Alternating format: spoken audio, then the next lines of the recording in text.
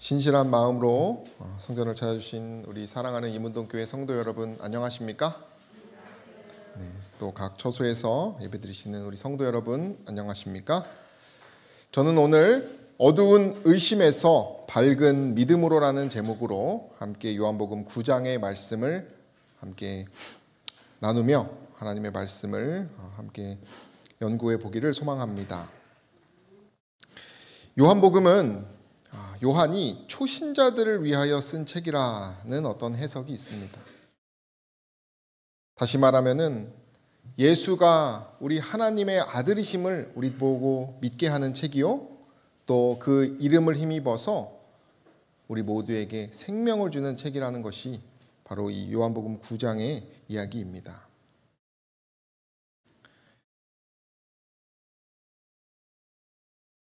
오늘 저와 여러분들은 요한복음 9장의 소경된 사람 이야기를 기원 후 30에서 31년경 유대에서 있었던 한 이야기를 나누고자 합니다.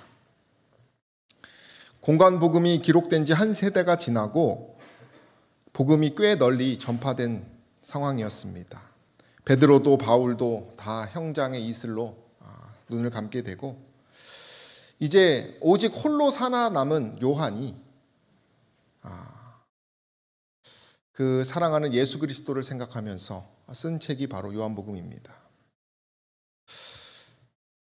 당시에는 그 예수 그리스도에 대해서 부인하는 여러 교리들이 생겨난 가운데 있었기 때문에 요한이 예수 그리스도에 대한 믿음을 상기하고자 간절한 마음으로 이 책을 쓰게 되었습니다. 이 책에 주님과 함께 있었던 그 놀라운 경험을 요한이 쓰게 되는데요. 소경된 사람을 보신 예수님의 이야기입니다. 그 소경된 환자, 그 병자에게서 하나님께서 하시는 일이 무엇인지 나타내셨던 그 놀라운 사건을 요한이 잘 기록하고 있습니다. 제 굳이 읽지 않아도 어떤 내용인지 우리가 한 번쯤 다 들어본 이야기입니다. 당시에 소경은 흔한 질병이었다고 합니다. 당시의 소경들은 죄를 지어 벌을 받은 사람으로 여겨지기도 했습니다.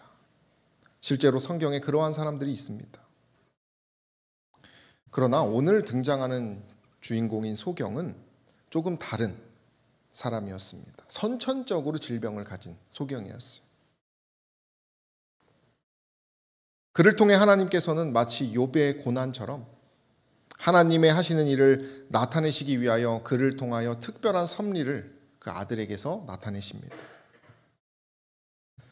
9장 7절에 보면 그가 하나님의 능력을 경험하면서 밝은 눈으로 왔더라 고침받은 이야기가 기록되어 있습니다. 저와 여러분들도 이 이야기를 통하여 우리가 주님을 바라보고자 하고 그분의 뜻대로 순종하고자 할 때 우리의 마음에 그 죄의 것들이 다 벗겨지고 정말 밝은 눈으로 나아갈 것을 믿습니다.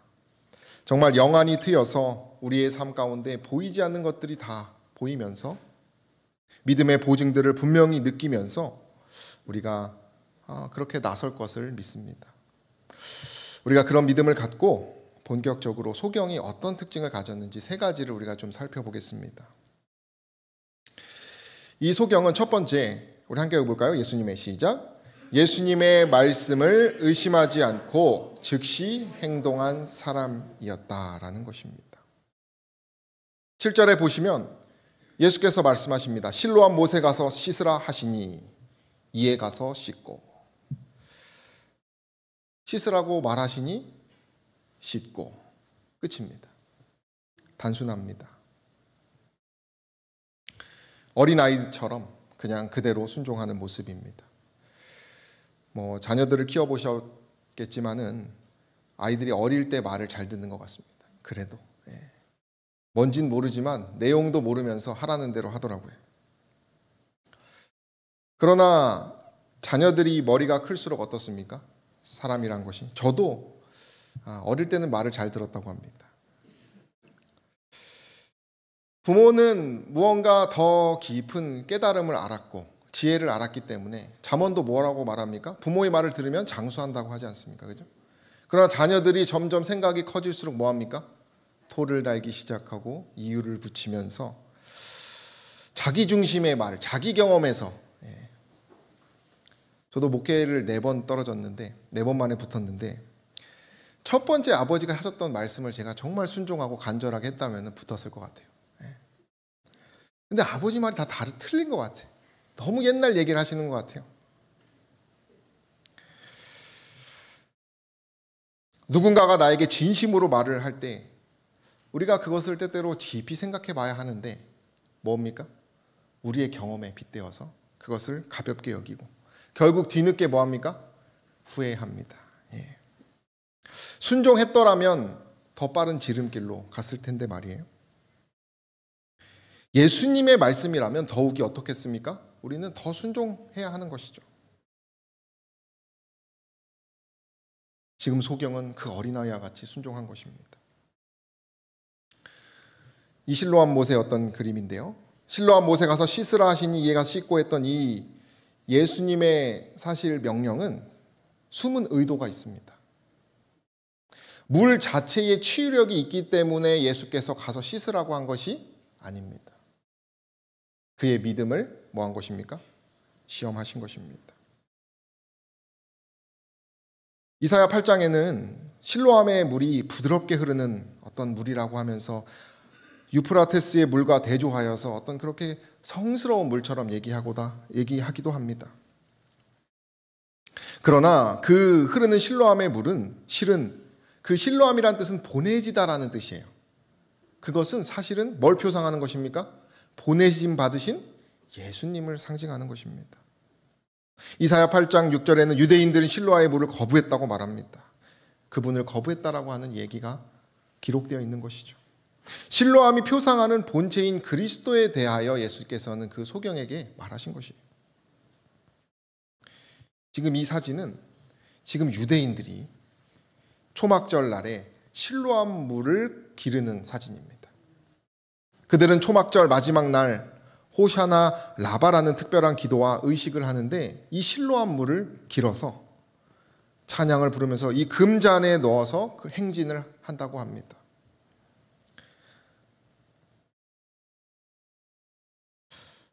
예수께서 원하시는 것이 이런 예식일까요?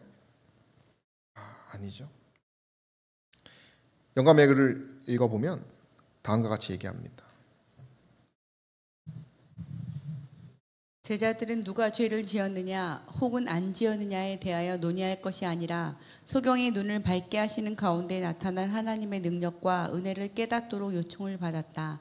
진흙이나 소경이 씻기 위하여 갔던 못에 치료의 능력이 있었던 것이 아니라 그리스도 안에 있었음은 분명하였다. 네, 우리가 소경의 상황을 생각해 보면 그는 이 실로암의 못을 알았을까요? 몰랐을까요? 잘 알았죠. 너무나 잘 알았습니다. 그곳에 가서 그는 구걸했던 사람이었기 때문에 그래요. 처음 가는 어떤 특별한 장소였으면 더 믿음이 더 빠르지 않았을까요? 뭔가 달라야 하는 간절한 상황에서 이미 했던 것을 그 소경에게 예수께서 다시 하라고 하는 것입니다. 내가 해봤는데요. 말하지 않았을까요? 인간적으로. 우리가 때때로 건강 음식에 이렇게 현혹될 때가 있어요. 새로운 건강 보조식품 나오면 이전 것은 잊어버리고 그것이 마치 새 거인 양 우리가 그것을 쫓게 될 때가 있습니다. 그러나 시간이 지나면 어때요? 또 이번엔 다른 것이 더 좋다 그래서 그것을 쫓기 마련입니다. 뭔가 우리는 새로운 것에 대한 변화가 그 새로운 것에 있을 거라고 생각합니다. 하지만 예수께서는 예전부터 알던 귀찮게 정말 그 실로암 왔던 내가 항상 구걸했던 그곳을 가서 씻으라고 하는 것입니다. 나아만 장군은 어땠습니까? 의심했습니다. 그러나 이 소경은 의심하지 않았어요. 그가 바로 갔다는 것은 의심하지 않았다는 증거입니다.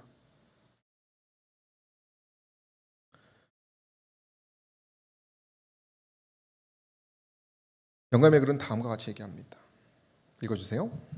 우리가 병자의 치료를 위하여 기도할 때 어떤 결과가 나올지라도 우리는 하나님을 믿는 믿음을 잃어버려서는 안 된다. 여러분, 우리가 가져야 될 것은 믿음에 있는 것입니다. 그분에 대한 믿음에 있는 것이. 성경은 분명히 얘기합니다. 그는 변함이 없으신, 우리에게 가장 좋은 것을 주시는 분이라는 것이. 언제나 우리를 사랑하시고 우리를 위하여 좋은 것을 마련하셔서 인도하신다는 그 사실에 우리는 의심해서는 안 되는 것입니다. 의심하는 순간 어떻게 되겠습니까? 끝나는 것입니다.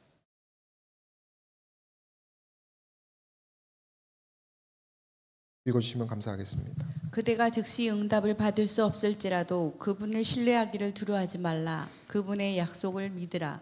만일 우리가 의심과 두려움에 대하여 생각하면 그것들은 점점 더 크게 자라날 것이다. 우리가 무력하다는 사실을 느낄지라도 우리는 있는 모습 그대로 하나님께 나아가야 한다. 우리는 겸손하고 신실한 믿음으로 우리가 원하는 것을 하나님께 아뢰어야 한다. 비록 그분께서 모든 것을 다 아실지라도 그렇게 해야 한다. 아멘. 이 믿음을 저희가 소유하고 이 믿음대로 사는 저 여러분 되시기를 간절히 소망합니다. 두 번째는 이 소경은 예수님을 잘 모르는 사람이었다는 것이. 본문을 보면 예수님에 대해서 잘 모르는 눈치를 우리가 잘 보게 됩니다. 11절에 보면 대답하되 예수라는 그 사람이, 다른 번역에 보면 예수라 불리우는 그 사람이 잘 아는 것입니까? 모르는 것입니까? 잘 몰라요. 그가 어디 있느냐 알지 못하노라. 그는 예수님의 이름은 알았습니다마는 보지 못했어요. 그죠? 맹인 때 만났기 때문에. 실로암에 가서 씻을 때까지 맹인이었기 때문에 그는 사실을 예수님을 잘 모르는, 눈을 뜨고 예수님을 봤더라도 뭐 했을까요? 내가 예수님이라고 말해주지 않은 이상 몰랐을 것이. 그가 딱 한 가지 아는 것은 무엇입니까? 내가 소경으로 있다가 나은 것. 그는 이러한 태도에서 어떤 특별한 신학을 갖고 있지 않습니다. 우린 여기서 예수님께서 원하시는, 찾으시는 사람들은 더 많이 배웠다고, 더 많이 안다고 좋아하는 분이 아니라는 것입니다. 우리가 감자를 먹을 때 감자 박사가 먹는 거하고 아무것도 없는 가난한 사람이 감자 먹는 거하고 배부른 건 어떻습니까? 똑같아요. 더 의롭다고 더 좋아하시는 분이 아니에요. 그저 단순히 자신을 찾는 사람을 사랑하신다는 것이. 우리는 예수님에 대해서 잘 모른다고 할지라도 그분을 찾기만 하면 되는 것이. 우리가 찾지 못할지라도 그분이 찾아오실 때 우리가 그분을 잘 알지 못하지만은 그저 마음을 열면 그것으로 하나님께서 역사하신다는 것이. 소경이 그렇게 했고 그 결과를 통하여 오히려 더 많이 안다고 했던 바리새인들을 꾸짖으신 이야기가 바로 오늘 이야기라는 것이. 우연히 한 목사님 설교를 듣다가, 일반 일요일교회 목사님인데 말씀을 들을 때 다 안다며 설교를 평가하는 사람에게는 전혀 예수께서 역사하실 길이 없다는 것이. 우리가 모르는 게 약이라는 표현처럼, 그죠? 너무 많이 아는 영적인 것이 교만이 될 때가 있어요. 예수께서는 사실 이 소경을 고치신 것은 특별한 의도가 있었습니다. 그분이 그들에게, 제자들 앞에서 이런 얘기를 하시면서 고치셨어요. 내가 세상에 있는 동안에는 세상의 빛이라, 이렇게 말하면서 그분이 안식일의 치료를 거행하십니다. 이것은 신앙을 대표했던 바리새인들을 책망하기 위한, 그들이 진정한 소경이라고 말하기 위한 예수 그리스도의 사건이었어요. 바리새인들은 그 예수께서 소경을 치료하시는 장면을 보면서 침과 흙을 이겨가지고 눈에 비비시면서 고치셨는데, 바리새인들의 안식일 원칙 중에 하나는 반죽을 하면 안 됩니다. 안식일 날. 네. 안식일을 위반하는 39가지 일 중 하나가 반죽하면 안 되는 것이에요. 예수님은 반죽했다 이거죠. 거짓 선지자라 이겁니다. 원칙을 너무 많이, 거룩을 위한 원칙을 우리가 너무 많이 세울 때 그렇게 문제가 되는 것 같아요. 우리가 인간관계도 너무 원칙적이면 어떻습니까? 그 사람과 같이 있고 싶지 않아요. 어디 갔는데 이 사람은 내가 있을 앞에서 막 청소하고 뭐 내가 음식 떨어뜨리면 바로바로 치우고 그러면 안 된다고 막 말하면은 거기 가고 싶습니까? 안 가고 싶습니까? 부담스러워요. 좀 사람 냄새가 나고 실수도 있고 시간적 손해도 보면서 허허하면서 우리가 약간 그렇게 될 때 뭐 같습니까? 더 그 사람하고 가까워지는 것 같아요. 가족처럼 말이죠.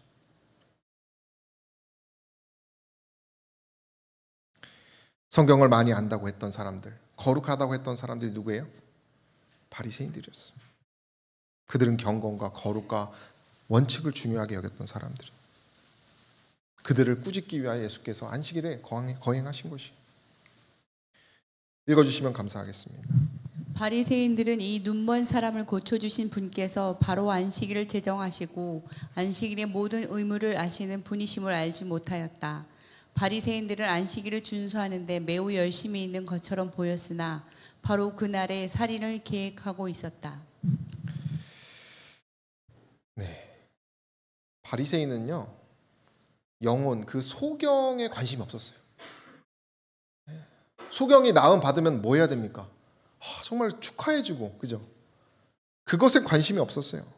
영혼에 대해서는 관심이 없습니다. 사람보다 원칙이 중요했던 사람입니다.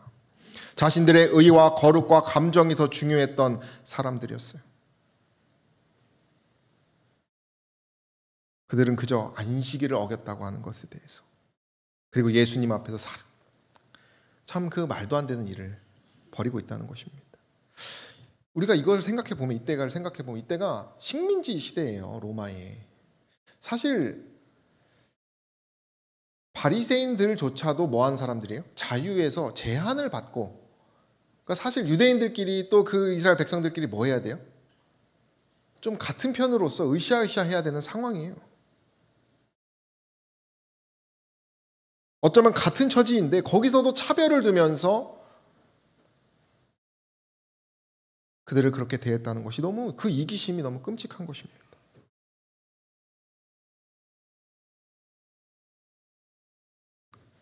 읽어주시면 감사하겠습니다.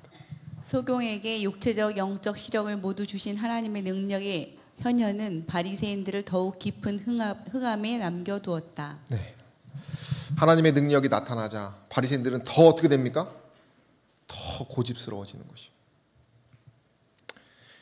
시력을 얻을 수, 진짜 진정한 그 영안이 뜨이는 그 기회를 그들이 다 거절하게 됩니다. 바리새인들은 그들의 부족을 고백하려고 하지 않았으며 그리스도께 나오기를 거절했다, 이렇게 얘기합니다. 그리스도를 보고도, 그 기적을 보고도 스스로 눈을 감아버린 것입니다. 그래서 예수께서 그들에게 죄가 있다고 요한복음 9장에 선언하십니다.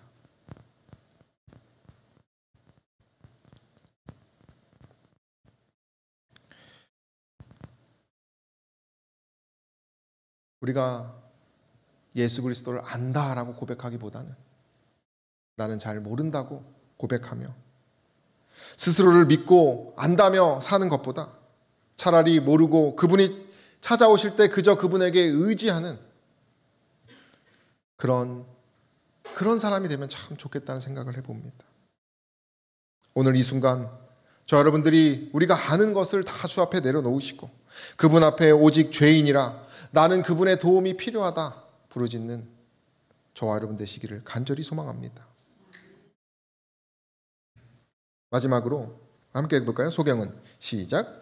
소경은 끊임없는 반대를 당했으나 끝까지 예수를 따른 사람이라는 것이에요. 여러분, 이 소경이 고침을 받은 이후의 인생이 9장에 기록되어 있는데 되게 서글픕니다. 그러나 마지막이 승리했어요. 그의 반대를 보시면 첫 번째, 나음 받은 이후에 이웃들로부터 의심을 받습니다. 그리고 반대를 당해요.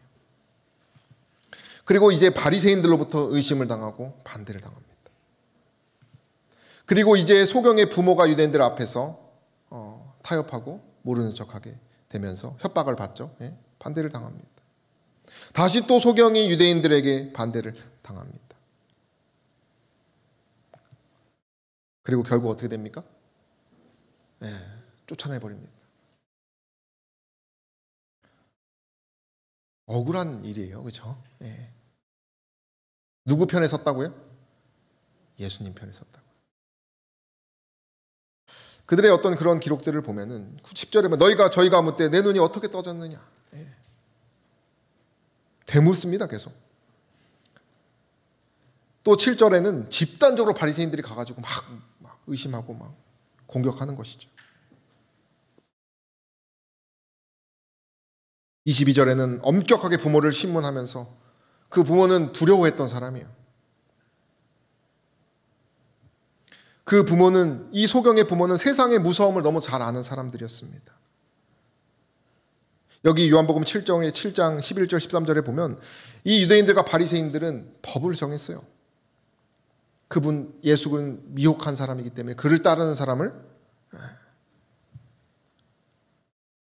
제한하고자 또 억누르고자 법을 정했던 사람들이에요. 저주받은 사람이라고 표현까지 합니다. 그래서 예수를 그리스도로 고백하는 자들에게 강력한 조치를 취하기로 그들이 마음먹었기 때문에 이렇게 더 한 것입니다. 쉽게 말하면 종교 지도자들에게 찍히는 순간 아무 생활도 할 수 없는 것입니다. 사내들인 법에 의해서는 71명의 바리새인과 사두개인이 있어요. 그들이 그 율법을 해석하고 사람들을 재판하고 종교적 의식을 집행하고 감독을 하면서 일상 모두에 다 들어가 있었습니다. 그러니까 그 부모는 그것을 안 것이, 두려움이 있었던 것이죠. 28절에도 보면 저희가 욕하여 가로되 너는 그의 제자냐 우리는 모세의 제자라. 37절에 저희가 대답하여 가로되 내가 온전히 죄 가운데서 나서 우리를 가르치느냐 하고 이에 뭐합니까? 쫓아내버립니다. 저는 이것을 보면서 그들이 법을 가진 것에서 최고가 쫓아냈던 것이에요. 사형은 누가 할 수 있으니까요? 로마에서만 할 수 있었거든요.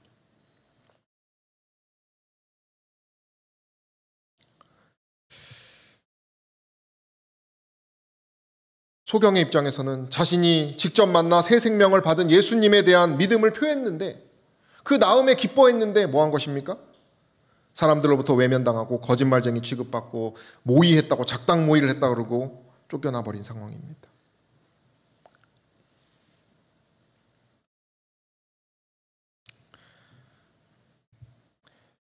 요한복음 7장 7절에는 예수께서 이런 이야기하셨어요. 나를 미워한다 세상이. 왜 예수를 미워한다고 말합니까? 세상이?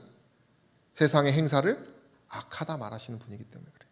그분은 빛과 같은 분입니다. 어두움이 있을 곳이 없는 것이에요. 의심하는 사람들 앞에서 예수님의 존재는 밝은 것이에요. 저와 여러분들은 이 어두운 세상 속에서 어떤 믿음을 나타내고 사십니까?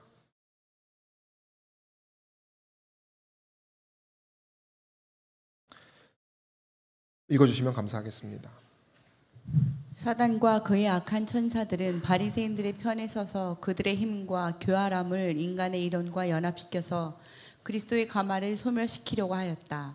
그들은 많은 사람의 마음 가운데서 깊어져 가고 있는 확신을 둔하게 하였다. 하나님의 천사들도 시력이 회복된 사람에게 힘을 주려고 그 장소에 와 있었다. 9절을 보면 이 소경과 바리새인들이 다투는 모습이 있습니다. 소경이 당신이 예수님의 제자가 되려고 하느냐라고 하면서 단호하게 얘기를 하죠. 바리새인은 역시 그 단호한 믿음의 앞에서 뭐합니까? 계속 그것을 속이기 위하여 사람들로부터 예수 그리스도를 망가뜨리기 위하여 애를 쓰죠. 우리의 인생 역시도 우리의 일상 역시도 대쟁투라는 것이 싸움의 선과 악의 싸움입니다. 바리새인들은 나면서 소경이며 교육받지 못한 사람이 아닌 다른 분과 상대해야만 한다는 것을 깨닫지 못하였다 이렇게 말합니다. 소경 너머에 누가 계셔요? 우리 예수님이 계시다는 것을 모른다는 것이죠. 소경은 대쟁투에서 승리한 것입니다. 우리도 승리해야 돼요.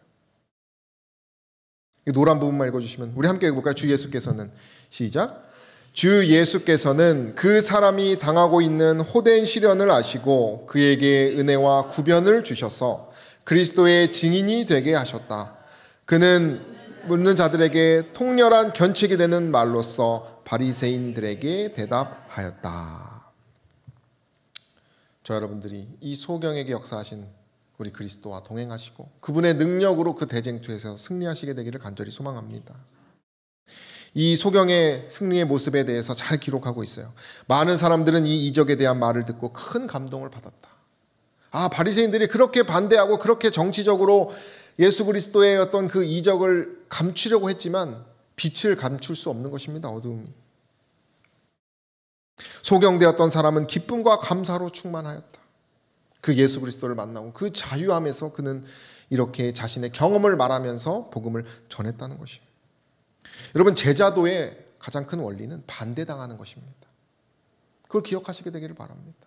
의심당하는 것입니다. 부인당하는 것이에요. 그것이 우리를 더 정금처럼 만든다는 사실을 기억하시게 되기를 소망합니다. 소경은 제자가 되는 그 길을 계속 걸었던 것이에요. 그가 쫓겨난 다음에 35절에는 이렇게 얘기합니다. 쫓아냈던 말을 들으시고 예수께서 뭐 하셔요? 찾아오셔요. 내가 인자를 믿느냐? 주여, 그가 누구시오니까 내가 믿고자 하나이다 라고 했을 때 예수께서 가라사대 내가 그를 보았거니와 지금 너와 말하는 자가 그이니라. 38절 가로되 주여 내가 믿나이다 하고 절하는지라. 여기 인자는 35절의 인자는 사람의 아들이 아니라 하나님의 아들. 영어 성경은 Son of God이라고 되어 있어요.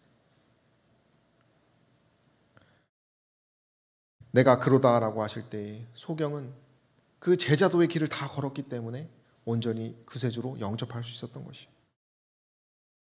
읽어주시면 감사하겠습니다. 그의 육체적인 시력만 회복된 것이 아니라 그의 이해의 눈도 뜨였다.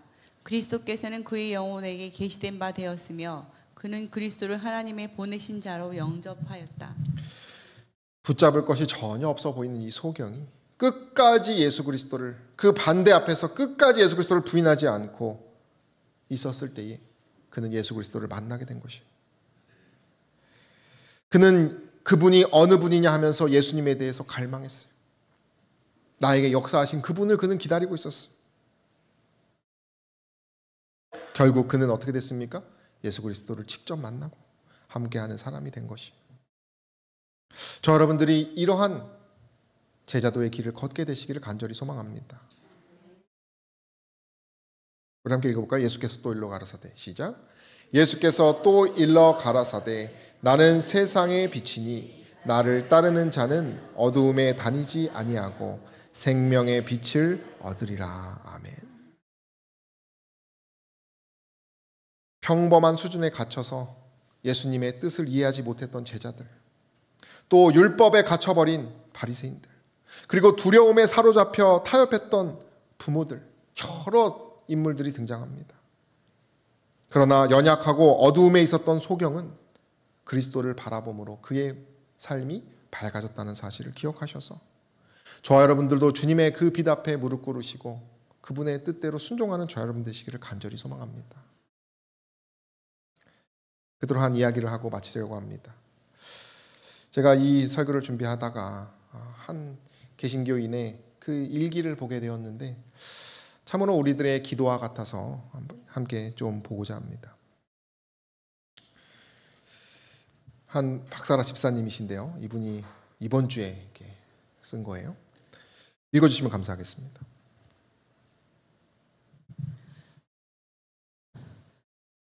요즘 제 스스로에게 계속 질문합니다. 정말 믿느냐라는 질문입니다. 말씀 묵상도 하고 기도도 하는데 삶에 가서는 의지하는 대상이 바뀌어 버릴 때가 많습니다. 그것이 재정과 연관되면 거의 그렇습니다. 또 억울한 일을 당했거나 속상할 때도 그렇습니다. 몸이 아파도 그럴 것 같습니다. 의지를 하지 않는 건 아닌데 100%는 아닌 것 같습니다. 100%는 아니어도 믿으니까. 그런데 그것이 하나님께서 보셨을 때는 신실한 모습이 아닐 것 같습니다. 본질상 죄인이기 때문에 죄의 몸이 죽지 않으면 어쩔 수 없는 것 같습니다. 바울의 고백처럼 곤고한 자입니다.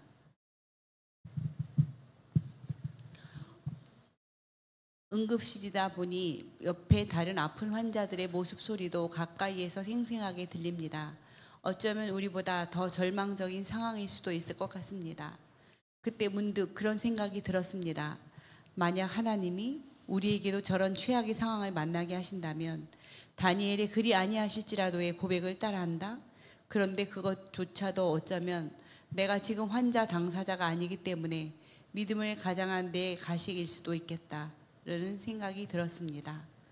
하임이가 대발작이 있던 날 발작이 1시간째가 되어서야 겨우 잡힌 그때 응급실에서 의사가 아이가 깨어나도 엄마를 못 알아볼 수도 있다는 말을 했을 때 이미 거의 미쳐있는 상태에서 기도가 거의 살려달라는 절규이다가 갑자기 폭풍 회개를 했던 기억이 났습니다. 갈라디아서 5장 24절 내가 죽어야 예수님으로 산다 하시는 말씀의 뜻이 아직도 추상적입니다. 정욕과 탐식 육체를 십자가에 못 박는다는 것을 지식으로는 알겠는데 순종이 안 됩니다. 나로서는 어찌할 수 없는 죄인임을 고백할 수밖에 없습니다. 이 육체가 죽을 때까지 저는 회개할 수밖에 없습니다. 이분이 이러한 어떤 얘기를 하면서 주님께 그 믿음을 달라고 고백을 합니다. 그리고 자신의 교만을 얘기하면서 또 자신이 남을 판단한다는 또 그런 얘기를 하면서 또 그런 어떤 자식이 아플 때 내가 정말 주님께 고백할 수 있을까? 정말 내 자식이 위기의 상황 때 내가 하나님을 원망하지 않을 수 있을까? 그런 것을 내가 못하겠다 이렇게 순수하게 고백하는 일기를 쓰세요. 그리고 자신은 믿는 사람이지 충만한 어떤 믿음이 있는 사람이 아니고 그 믿음이 충만한 사람은 예수님이라고 이렇게 고백을 합니다. 그리고 뭐라고 말하냐면 언제나 우리의 기도에 응답하시고 또 돌아보면 가장 선한 길로 인도해 주셨던 것처럼 저도 주님을 실망시켜드리고 싶지 않습니다. 이렇게 말하면서 주님의 이름으로 기도해달라고 기도하면서 자신을 변화해달라고 이렇게 기도를 하세요. 저는 이 기도가 정말 영적으로 살아있는 기도라는 생각이 들었어요. 여러분들은 어떠십니까? 우리가 이 믿음을 갖기를 원하지 않으십니까? 저 여러분들이 정말 날마다 이러한 이 집사님의 기도처럼 날마다 주님과 연합하여 승리하는 저 여러분 되시기를 간절히 소망합니다. 오늘 3가지를 배웠습니다. 첫 번째는 예수님의 말씀을 의심하지 않고 즉시 행동한 사람이 소경이라는 것입니다. 두 번째, 소경은 예수를 잘 모르는 사람이었지만 그분의 찾아오심에 온전히 마음을 연 사람이에요. 세 번째, 소경은 끊임없는 반대를 당했지만 끝까지 예수 그리스도를 따르는 사람입니다. 여러분, 이 3가지는 한 번에 이루어지는 것입니다. 우리가 의심하지 말고 예수 그리스도를 따를 때 모든 것이 다 이루어질 것이에요. 오늘 이 교훈을 기억하셔서 우리가 영적 소경에서 눈꺼풀이 벗겨지는 참된 제자로 날마다 살아가셔서 승리하는 저 여러분 되기를 간절히 바라며 말씀을 마치겠습니다.